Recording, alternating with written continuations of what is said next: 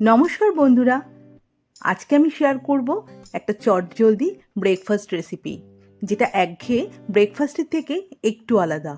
আবার এটা লাঞ্চ বক্সেও কিন্তু ব্যবহার করা যেতে পারে। নিয়ে নিয়েছি এখানে কিছু ভেজিটেবলস, যেমন বিনস, আলু, গাজর, মটরশুঁটি, পেঁয়াজ আর কাঁচা লঙ্কা। সবগুলোকে ধুয়ে পরিষ্কার করে চপড করে নেওয়া হয়েছে।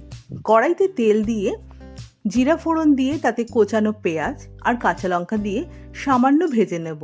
তারপর একে একে তাতে দিয়ে দেব আলু, বিনস, গাজর, তার সাথে দিয়ে দেব মটরশুঁটি। সব কিছু দিয়ে এখানে ভালো করে এটাকে ভেজে নেব। এবার দিয়ে দিলাম স্বাদ মতো লবণ আর হলুদ। লবণ আর হলুদ দিয়ে ভালো করে ভাজার পরে এখানে আমি দিয়ে দেব কাঁচা বাদাম, যেটা আমি ভিজিয়ে রেখেছিলাম। এখানে আমি ছোকলাটা ছাড়াইনি, আপনি পারলে ছাড়িয়েও নিতে পারেন। আর দিয়ে দিলাম কিশমিশ। কাজু বাদাম এখানে আমি ব্যবহার করিনি, কাঁচা বাদামটাই দিয়েছি।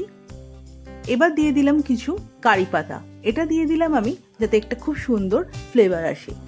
কিছুক্ষণের জন্য এটাকে আমি এবার ঢেকে সেদ্ধ করে নেব। নিয়ে নিলাম একটা কাচের বাটি, তাতে আমি 200 গ্রাম বাজারে যে সুজি পাওয়া যায় সেই সুজি নিয়ে নিয়েছি। জল দিয়ে ভালো করে সুজিটাকে এখানে ধুয়ে নিতে হবে। তবে এখানে সুজি আমি ভিজিয়ে রাখিনি, ধোয়ার পরেই আমি সুজিটাকে ব্যবহার করে নেব।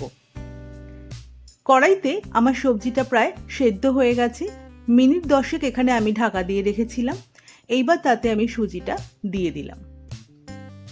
কড়াইতে সুজিটা দেওয়ার পর এটাকে লো ফ্লেমে বেশ কিছুক্ষণ ধরে নাড়তে হবে, তা না হলে কিন্তু দলা পেকে যাবে। তো বেশ কিছুক্ষণ ধরে নাড়ার পর এটা খুব সহজেই ঝরঝরে হয়ে যাবে। এবার তাতে দিয়ে দিলাম স্বাদ অনুযায়ী সামান্য চিনি আর লবণ। ব্যাস, এটা রেডি হয়ে গেছে। এটা আপনারা breakfast, lunch box, tiffin box সবেতেই ব্যবহার করতে পারেন। এটি খুবই সুস্বাদু একটি রেসিপি। অবশ্যই বাড়িতে ট্রাই করুন এবং খুব তাড়াতাড়ি হয়ে যায়।